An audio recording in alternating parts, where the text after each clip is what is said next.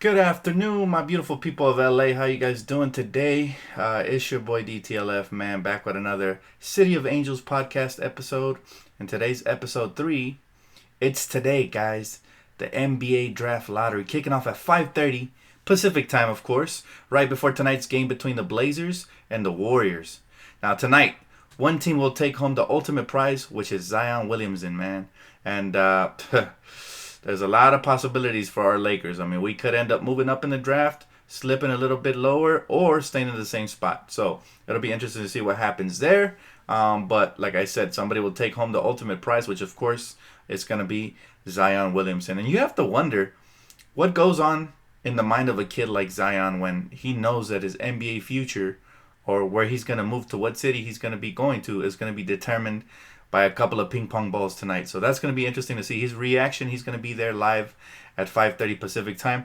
And also join me because you guys know, as always, I live stream my reaction to the actual lottery as it happens. So join me for my actual live stream today on my YouTube channel. But what would happen if by some miracle the Lakers won tonight's draft lottery, guys? What do you guys think is gonna happen? How would Twitter react? How would the NBA crowd react? I mean, I assume that everybody's gonna cry, rigged if it does happen. Again, the chances of it happening is a 2%. So I doubt it happens, but I am gonna be wearing my Lucky Lakers jacket tonight, ready to go. So let's hope for the best. But the real question is, would we even keep the pick, or would they turn around and trade it for a superstar like Anthony Davis? That's the true question. As a matter of fact, I think we'd probably opt for the latter simply because we do have LeBron James and he has a smaller window. So most likely, it's going to be a trade for Anthony Davis if we do land uh, Zion Williamson. So I'm curious to see in this comment section of this video what you guys think of potentially landing the first pick. What would we do with it? Should we trade it for Anthony Davis or should we keep it?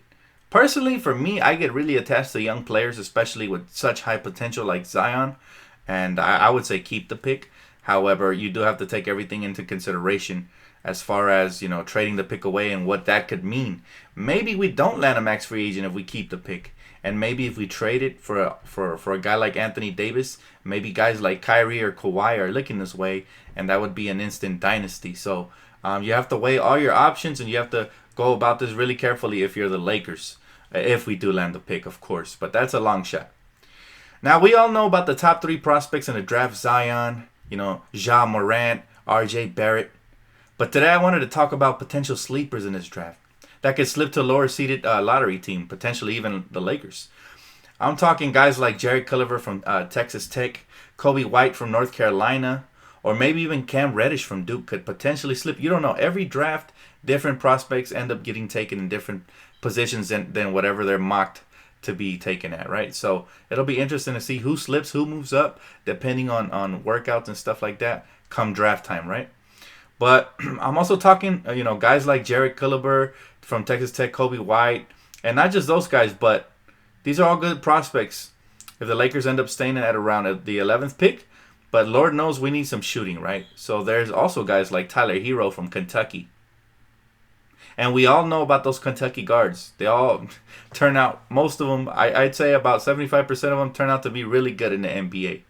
I mean, the list goes on and on from Devin Booker to, the list goes on. I could just name the list, but there's a lot of Kentucky guards in the past 10 years that have been taken high in the draft that have panned out. Guys like De'Aaron Fox, et cetera, et cetera. But Tyler Hero is somebody that I'm keeping my eye out on simply because he's projected to go in the 15s of the first round, but the kid seems to have a pure stroke. I mean, his game reminds me a lot of like a JJ Redick or a Devin Booker type, somebody who can come off screens and just light you up. It'll be interesting to see if it translates over to the pros, but in college he looked pretty solid in limited minutes.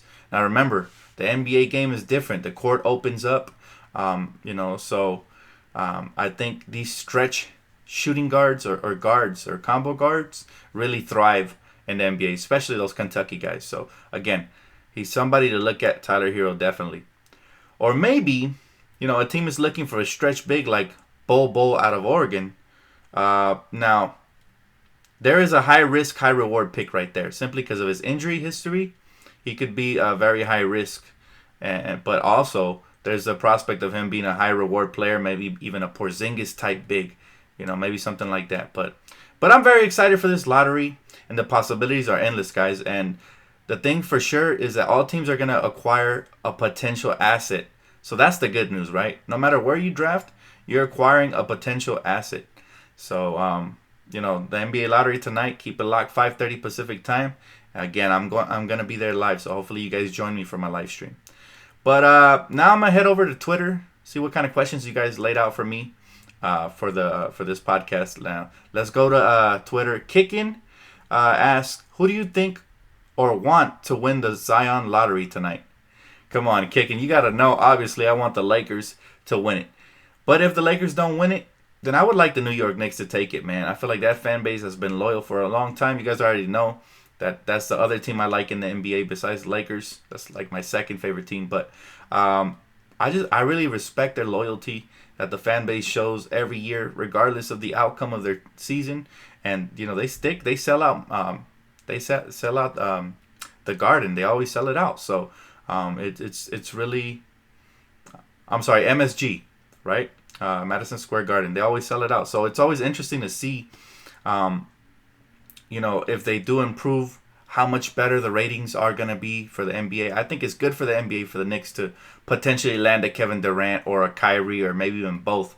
If they could get the Holy Trinity and land the Zion Williamson pick with Kyrie Irving and Kevin Durant, oh my goodness, that would be something to watch for sure. Not just that, but they also have a lot of good draft picks on that team, that they've taken in the past, and they could package up, something together for Anthony Davis if they wanted to create some sort of a dynasty right away, and then they'd have something like, Kyrie Irving, Kevin Durant, and Anthony Davis. So this is what I love about the NBA is that every year, the landscape changes depending on the power moves that the max free agents make, and you have to love that, man. That there's no other sport that can do that that I can think of right off the top. Now I'm going to go over to a question from Lakers Stan on Twitter. Says, if I would prefer R.J. Barrett or Ja Morant. Oof, that is a great question. I like them both, honestly. R.J. has good size. He's athletic. He has a good shooting stroke, especially from the mid-range. So I wouldn't mind him. However, I feel like we already have that position filled with guys like Brandon Ingram, LeBron James, and Kyle Kuzma. I do feel like we could use another scoring guard who can get in the paint and use his athleticism and size to finish over smaller guards, as well as distribute the basketball. And I think Ja Morant fills that void absolutely. And I think him and Lonzo could make a pairing in the backcourt if we don't land a guy like Kyrie or Kemba. So I think him and Ja would be sick. Either way, I'd be happy with the pick. If we end up with a top 3 pick, it should be one of those two for sure. If it's not Zion, of course. Next question, again from Kickin. He says, which 2 teams do you have going to the finals this year?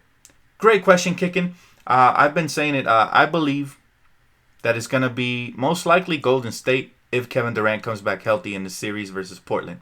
If not, I would love to see Portland somehow get by Golden State and end the era of repetitive 3-point shooting coming off of screens. I would absolutely love, the combo guards that could take you off the dribble and finish, to make it to the finals. That would be an interesting finals, even though I don't think they'd have a shot versus who I believe is coming out of the East, which is Toronto. So, my actual prediction is going to be Golden State versus Toronto, with Toronto taking it in the end. That's right, guys. You guys have been following my channel. I don't have the Warriors winning the championship again this year, mainly for chemistry issues. So, injuries are plaguing them at the wrong time right now. So I definitely don't have Golden State winning. But again, if they did, I wouldn't be surprised. Thanks for the question. The Lakers Throne on Twitter asks, thanks for answering my question last week, Dan. Hashtag City of Angels. He said, what food places do you avoid and why? Wow, this is a 2-part question. First off, I avoid McDonald's. McDonald's always, as somebody who tries to be an athlete and plays every weekend in the gym, plays basketball, I try to avoid foods that deteriorate my body and make me feel sluggish. And McDonald's is like one of the main culprits. So I always try to avoid McDonald's, man. Um, for the same reason that, my goodness, the food doesn't digest on the same day, and it makes you feel really crappy. I haven't eaten McDonald's in probably about 7 years or so.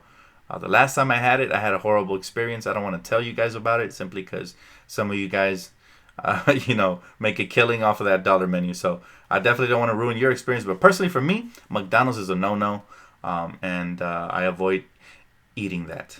So thanks for that question. And the second part of this question is, which past Lakers player 10 years or more ago in their prime would you want on this team? Let me dissect that question really quick. Which past Lakers players 10 years or more ago? So does it have to be more than 10 years ago, or can it be, in the span of these last 10 years? I'm going to answer it like you asked it, in the span of these last 10 years. Of course, I would love Kobe Bryant, Shaq, players like that, man. Heart of a champion type players.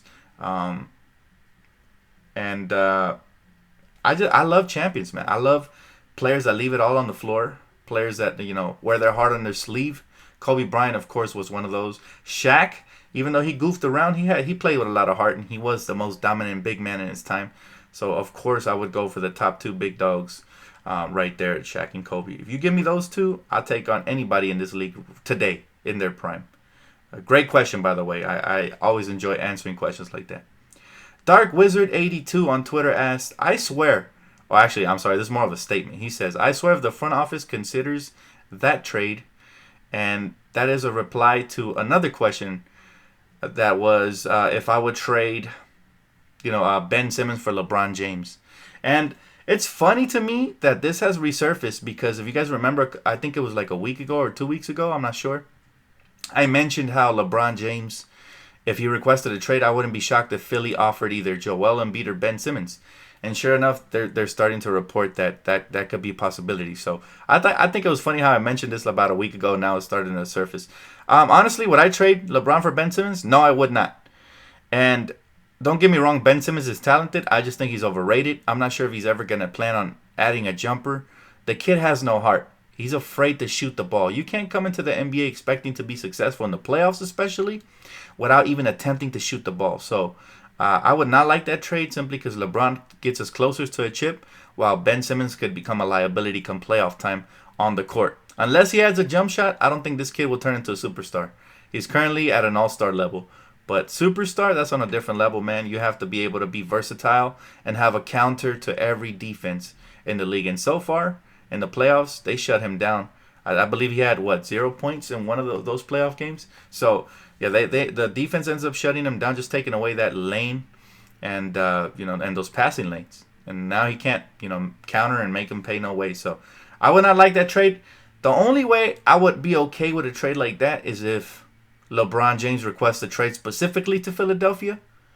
And now honestly, I prefer Joel Embiid, even with all his injury history. High risk, high reward. More potential. To me, Joel Embiid is a superstar when he's healthy on the floor. He's unstoppable. So if I had my pick of the litter, I'd take Joel Embiid. However, if LeBron was to, God forbid, but if he was to request a trade and want out of LA, and Philly came with the best package and it was Ben Simmons, I think they'd have to include more than that. Maybe a couple more young pieces and a draft pick. Because we're talking about a Hall of Famer in LeBron James, who's still averaging 27 points per game. Yes, he is turning 35. But Ben Simmons might not be able to ever hold a candle to even the potential that he has, So, yes, I would say no unless LeBron specifically requested a trade there. Then I'd consider it with more assets attached. Here's another question from Kyrie to LA on Twitter. Says, should we consider trading Lonzo to the Bulls as an exchange for future picks and young players for a possibility? For a possible Anthony Davis trade. If it's a 3-way trade and it takes us Lonzo Ball to get Anthony Davis, if it takes us a couple of more assets, but it's a guaranteed 3-way trade, then I'd consider it, of course. But if it's just Lonzo for future picks and draft assets, I say no, because I think Lonzo's going to be special, especially with Jason Kidd joining the staff. I think he's really going to help him grow, and I think he's definitely going to improve this season. I think this is going to be a leap year for Lonzo. So keep an eye out on that, and we'll see what happens moving forward. Last question from Andy Lee I'm sorry, we got two more questions. Andy Lee asks, who do you want at the 11 to 13 range? I'd like Hachimura. Big man, depth we lack, with some years of college experience. Who do I want from 11 to 13 range? Well, I am gonna be dropping a video as soon as the lottery is over. It'll probably air tomorrow on who I would like to pick depending on where we draft, right? But I like a lot of players, man. I would wish, and I know it's probably not likely, but I would hope for somebody like Jarrett Culliver to drop to us. That would be great. Even though I doubt it, I think he's gonna be a top 5 pick. Now I think Jarrett Culver, he had a horrible Final Four, but I think he's a much better player in the NBA with all the spacing and everything, and we could use a shooter. I wouldn't mind Bobo as well there. And like I said, the kid out of Duke, man, I really like him as well. So there's a couple of options, but we'll see what happens. It always depends on who drafts where. You know, some teams are higher on certain players, and certain players end up dropping. Like last year, Michael Porter dropped to the Denver Nuggets. I never thought he'd fall out of the top 10. So every year we have surprises, and that's why you gotta love the draft. But yeah, I think that wraps it up for the question portion. If I missed any of you guys, I apologize. Hopefully I get you guys on my live stream or on my next episode of City of Angels podcast, which will be on Thursday. Moving on now, let's talk about today's playoff matchup between Portland and Golden State. Now, I love this matchup for one reason.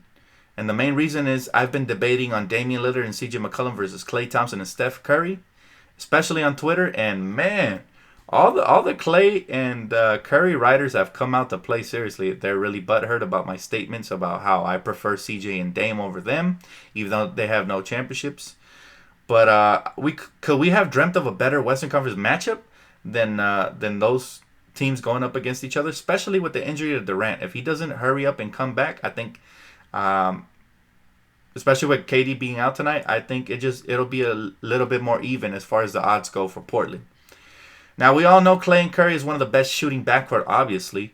But however, I love Portland's backcourt.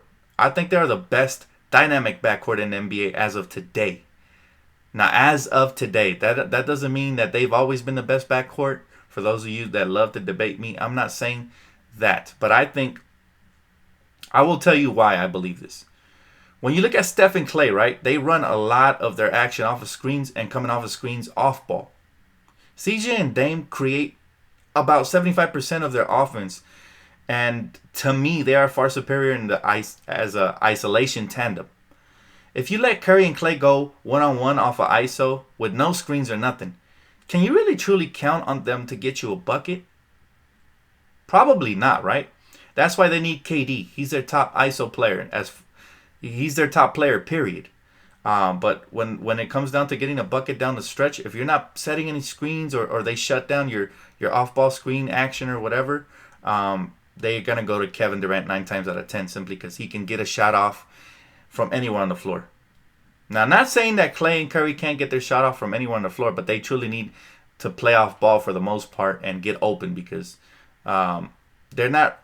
Curry's great with the handles. I'm not saying he can't create, but Klay can't. Klay can't create off the dribble. He can post you up and try to overpower you in the paint, or he can move without the ball and cut to the basket. But Klay Thompson is not going to go and get you a bucket in the clutch. And Curry, for the most part, again, he needs screens and all kinds of stuff to set him up because he's a little bit undersized and he doesn't want to get his shot blocked, obviously. But I think Steve Kerr does a phenomenal job of setting them up to be successful. If it wasn't for that system, I don't know if they'd be as lethal getting those shots off. But what also helps Curry is that he has a quick trigger. Now, I'm in no way, shape, or form disrespecting Curry and Klay. They are one of the best backcourts in the NBA. I'm just saying, from my preference, I prefer Damian and CJ.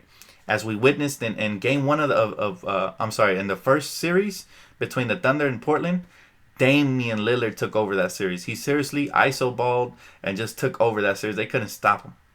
And the second series versus Denver, it was CJ McCollum. So they take turns, man. They pass that baton around, and I have mad props for their isolation game. I can't say the same for Curry and Klay. To me, also, if you flip the script and CJ and Dame, if you flip the script, CJ and Dame are always clutching those moments. But if you were to give those moments to Curry and Klay. Not saying they're not clutch, but again, they need screens and they need the system. And that's the main reason I picked CJ and Dame as of today as the best backcourt of the NBA in my opinion. But to me, all the guards in the West, right? All the guards in the West, there's not like major tandems like Klay and Curry or CJ and Dame. There's a couple of other good tandems. Obviously, you have Westbrook, but he doesn't have a backcourt mate. Paul George is more of a small forward to me. You could play him at shooting guard, I guess. But there's not a lot of competition out in the West, or even in the league for that matter, right? Most teams have a good guard and a good big, or a good guard and a good wing. So, I mean, it's not a stretch to say CJ and Dame are definitely up there as the top guards, for sure, But, I don't know. To me, they're just a little bit more dynamic and clutch down the stretch. On top of that, as I've already mentioned, CJ and Dame don't have the talent on their team that Klay and Curry have, or have had over the past years. So they can't afford to take nights off like Klay and Curry can. That's why I say CJ and Dame have more passion, honestly, than their counterparts. They are in the Western Conference Finals with half the talent that Golden State has. So my hats are off to Portland for that, for even getting this far to the Western Conference Finals. I'm pretty sure not a lot of teams had them pegged there. They literally went into Denver and took that series from Denver in their house. So that in itself is impressive. Now I don't expect Portland to win, because obviously Golden State has a super team and KD makes a huge difference if he comes back healthy. But I do expect Portland to put up a big fight and maybe even put a scare in those Warriors. So it should be fun regardless of the outcome. And I hope we have a good 7-game series. I really do. And just watch for that matchup between Dame and CJ and Curry and Klay. I believe if you compare their numbers, I believe CJ and Dame will be more consistent in this series, and they also will put up the better numbers. That doesn't always translate into them winning, but at least we know they're going to put up a big fight. So I'm looking forward to that. I've been having this debate at work, on Twitter, all that good stuff. Now, people will always try to trash my debate by saying they're not champions. Obviously, they're not. They haven't been gifted the same team that Curry and Klay have, right? And yeah, people will say, well, they were drafted, Good for them. Again, people forget that Portland could have drafted Kevin Durant, and they took Greg Oden. So having a great front office, it's a gift. It's a gift from the heavens above. And Curry and Klay have been blessed to have, Bob Myers, Jerry West at one point, just an amazing front office that has been able to draft gem after gem after gem. Obviously, Curry, was taken 7th overall. The Knicks wanted him. Klay was taken top 11, I think. And then Draymond was taken, either was late in the first round or early in the second round. I don't recall, but those were all great draft picks. And they also did a great job of getting guys like Andre Iguodala off of free agency. Sean Livingston, guys that have been solid for them. So they're extremely blessed. And I only wish that CJ and Dame would have had the same opportunity. Unfortunately for them, their third best option is currently injured. So that's my hot take for the day. I can't wait to see the series unfold starting tonight. So keep it locked, man. I can't wait. It should be fun. I mean, both of the series are gonna be fun. This one and the one between the Milwaukee Bucks and Toronto, which kicks off tomorrow. That should be fun to see Kawhi Leonard go up against the Greek Freak. It's gonna be a blast, and they both have good to great role players. I mean, if you think about it, they match up so well that it might be another down the stretch end in that series as well, man. So it should be fun, guys. But keep it locked right here for all things Lakers and more. And keep it locked as well. Stay tuned for the lottery coverage starting at 5:30 today Pacific time. Can't wait to see you guys there. I'll be wearing my Laker Lucky jacket. Hopefully you guys put in all your lucky stuff. And don't forget to hit the like button on this video and subscribe if you already haven't for all things Lakers and more. And I'll see you guys later on at 5:30, man. Good luck to the Lakers, and let's get it.